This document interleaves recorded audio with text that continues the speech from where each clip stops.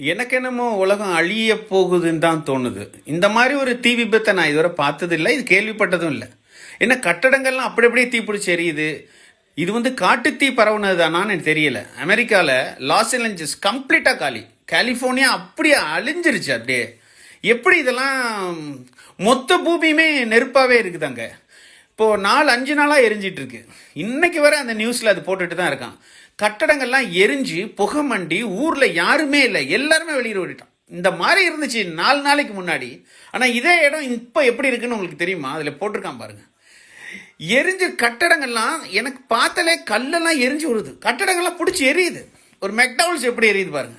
பச்சை மரம் பிடிச்சி எரியுது. எனக்கு என்னன்னா அவ்வளோதானே, நம்ம சேர்த்து வச்சது எல்லாருக்கும் இப்போ உதவி பண்ணமா பண்ணலையா, குடும்ப சண்டை, அந்த சண்டை இந்த சண்டைன்னு அந்த மாதிரி நான் தத்துவம் சொல்ல வரல. எல்லாமே வேஸ்ட்டாக போச்சே. நம்மளுடைய சிந்தனைகள் எல்லாம் வேஸ்ட், சேர்த்து வச்சதெல்லாம் வேஸ்ட்.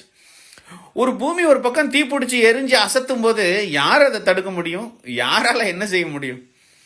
நின்றுக்கிட்டு இருக்க பச்சை மரத்துலேருந்து அப்பார்ட்மெண்ட் பில்டிங் வர எல்லாமே எரியுது. கடற்கரையெல்லாம் அதுக்கு பக்கத்தில் இருந்ததெல்லாம் எங்கேருந்து வந்துச்சு இந்த நெருப்புன்றான். ஒருத்தர் சொல்கிறான் மேலேருந்து கொட்டுச்சுங்கிறான். இது வந்து கார் உருகிட்டு போன அது அலுமினியம் உருகி ஓடி இருக்கு. எல்லா பில்டிங்குமே எரிஞ்சு போச்சு. இன்னும் நடக்குது.